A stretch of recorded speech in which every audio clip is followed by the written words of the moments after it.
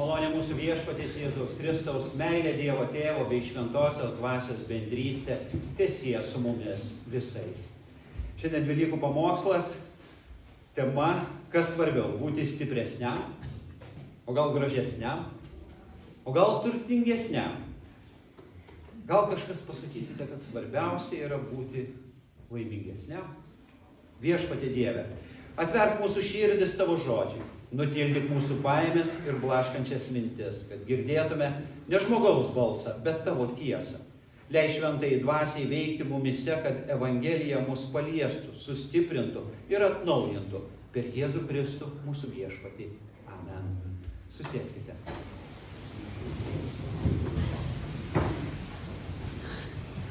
Brangus broliai ir seserys Kristuje. Gyvename pasaulyje, kuris nuolat lygina. Kas stipresnis, kas gražesnis, kas sėkmingesnis, kas turtingesnis. Ir vis dažniau, kas laimingesnis. Atrodo, kad visa žmogaus vertė šiandien matuojama tuo, kiek jis turi, kaip atrodo, kaip jaučiasi. Laimė tampa aukščiausiu tikslu. Jei esi laimingas, vadinasi viskas gerai. Jei ne, kažkas ne tai. Bet šiandien Evangelija pagal Morkų mus nuveda visai kitų kelių. Ji prasideda ne nuo stiprybės, ne nuo grožio, ne nuo turtų ir net ne nuo laimės. Ji prasideda nuo skausmo, praradimo, nuo netekties ir nuo baimės. Moteris eina prie kapo. Jos nesineša pergalės vainiko, jos nesineša džiaugsmo, jos nesineša laimingo gyvenimo istorijos. Jos nešasi kvepalus mirusiam kūnui patekti. Tai yra labai žmogiška scena. Tai mūsų gyvenimas. Nes kiekvienas iš mūsų anksčiau ar vėliau susidurime su tuo, ko nei jėga, nei grožis, nei pinigai negali pakeisti. Susidurime su mirtimi, su praradimu, su bejėgiškumu. Pakeliui jos eidamos kalbos. Tai klausimas, kuris skamba ir mūsų širdise. Kas mums nuritins akmenį nuo kapo angos?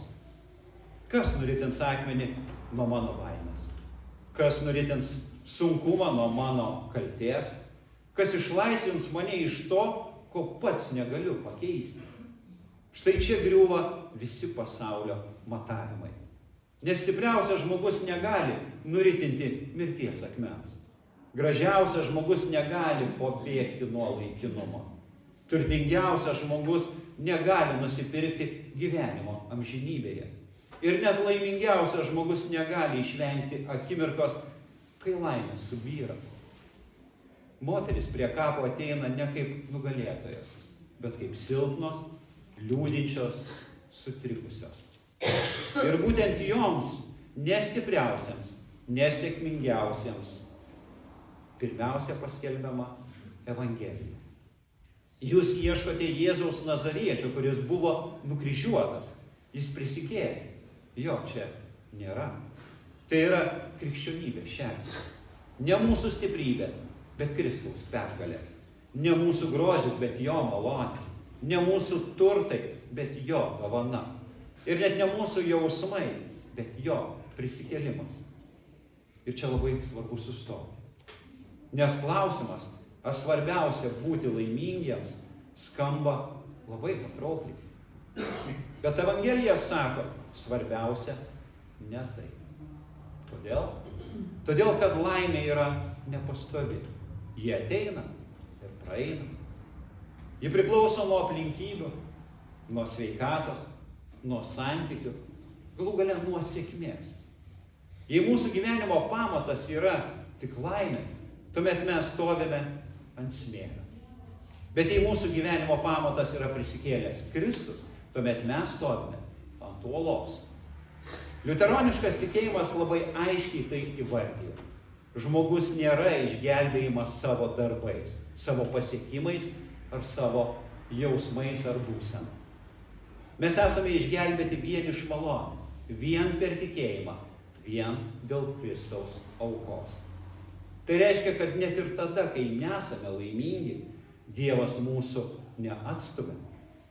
Net ir tada, kai esame silpni, Dievas mūsų nepalieka. Net ir tada, kai viskas griūva, Kristus yra gyvas. Grįžkime prie išsigandusių moterų. Evangelija sako, jos išėjo ir skubiai nubėgo nuo kapo, nes jas buvo pagavęs drebulys ir siaubas. Persigandusios, jos nieko nesakė. Tai keista pabaiga. Nėra triumfo, nėra pergalės, nėra džiaugsmo šūksnių. Yra tik baimė ir tyla. Ir tai yra labai svarbu. Nes Evangelija nėra pasaka apie tai, kaip viskas iš karto tampa gera ir laiminga. Tai žinia, kurie ateina į mūsų baimę, į mūsų netikrumą, į mūsų sudužusias viltis. Kristaus prisikėlimas nereiškia, kad mes visada jausimės laimingi. Kristaus prisikėlimas reiškia, kad net ir mūsų baimėje yra viltis. Tai iš esmės keičia šios dienos klausimą. Ne ar aš laimingas tampa svarbiausia, bet ar Kristus yra gyvas. Net jei jis gyvas, tada ir aš esu gyvas. Jei jis nugalėjo mirtį, tada mirtis neturi paskutinio žodžio. Jei jis mane pažįsta ir šaukia vardu, tada mano vertė nepriklauso nuo to, kaip atrodau ar kiek turiu. Šiandien pasaulis sako, būk stiprus ir būsi vertingas. Būk gražus ir būsi mylimas. Būk turtingas ir būsi saugus. Būk laimingas ir viskas bus gerai. Bet kapas Jeruzalėje sako, ką kita. Jis tuščias. Ir tai reiškia, stiprybė neišgelbėjo, Kristus išgelbėjo. Grožis neišgelbėjo, Kristus išgelbėjo. Turtas neišgelbėjo, Kristus išgelbėjo. Net laimė neišgelbėjo, Kristus išgelbėjo. Ir čia atsiveria tikroji laimės prasmė. Ne paviršinis jausmas, ne momentinė emocija, bet gilus, tvirtas pagrindas. Aš priklausau Kristui, kuris mirė ir prisikėlė, kad aš galėčiau gyventi. Tai yra džiaugsmas, kuris gali egzistuoti net liūdesyje, ramybė, kuri gali būti net audroje, ir viltis, kuri nepriklauso nuo aplinkybių. Liuteroniškai tariant, tai tikėjimo dovana. Ne mes ją susikūrėme, ji mums duota. Todėl krikščionis gali pasakyti, mano gyvenimas nėra tobulas, bet mano gelbėtojas yra gyvas. Aš ne visada stiprus, bet viešpats, mano ganytojas. Aš ne visada laimingas, bet esu išgelbėtas. Brangieji, Evangelija šiandien nesako, pasistenk būti geresnis. Jis sako, jis prisikėlė, jo čia nėra. Tai reiškia, Dievas jau padarė tai, ko mes negalėjome padaryti. Akmenį nuritino ne moteris, ne mokiniai, ne stipriausi. Jį nuritino Dievas. Ir tas pats Dievas šiandien ateina į mūsų gyvenimus. Ne todėl, kad mes esame pakankamai geri. Ne todėl, kad mes esame pakankamai gražūs. Ne todėl, kad mes esame pakankamai turtingi. Ne todėl, kad mes esame pakankamai laimingi. Bet todėl, kad Kristus yra pakankamas. Štai kur yra tikrasis skirtumas. Ne kas stipresnis ar gražesnis, bet tarp gyvenimo su Kristumi ir gyvenimo be jo. Gyvenimas be Kristaus galiausiai visada susiduria su uždarytu kapu. Gyvenimas su Kristumi visada veda prie tuščio kapo. Todėl Velykos nėra apie tai, kaip tapti laimingesniu žmogumi. Jos yra apie tai, kad miręs buvo prikeltas. Kad tai, kas atrodė galutinė pabaiga, tapo nauja pradžia. Kad Dievas įėjo į mūsų tamsą ir ją nugalėjo. Ir iš šios tiesos gimsta naujas gyvenimas. Ne tobulas, ne visada lengvas, bet tikras. Gyvenimas, kuriame nebereikia įrodinėti, kad esi pakankamai stiprus. Gyvenimas, kuriame nebereikia slėpti savo silpnumo. Gyvenimas, kuriame tavo vertė jau yra duota Kristuje. Ir tada keičiasi viskas. Tu gali būti silpnas ir vis tiek mylimas. Tu gali būti paprastas ir vis tiek brangus.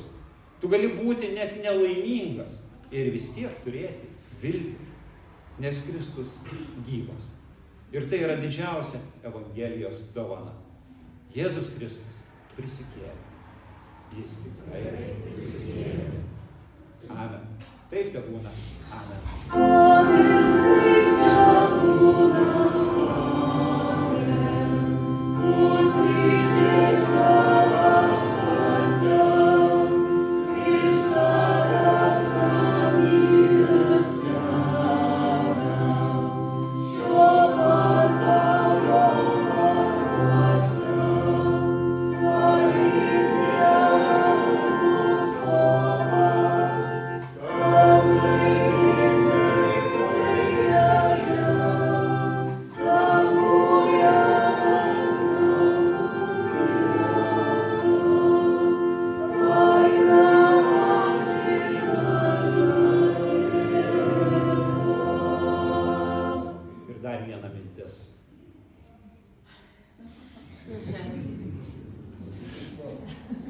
Taip, parsineškite ją. Parsineškite ir turėkite ją širdyje visada. Kai bus liūdna, kai atrodysite verčiai, kai atrodysite ne visada gražūs, ne visada reikalingi, žinokite, be jūsų pasaulis daug liūdnesnis. O Dievo ramybė pranokstanti visokią išmintį sergės mūsų širdis ir mintis Jėzuje Kristuje. Amen.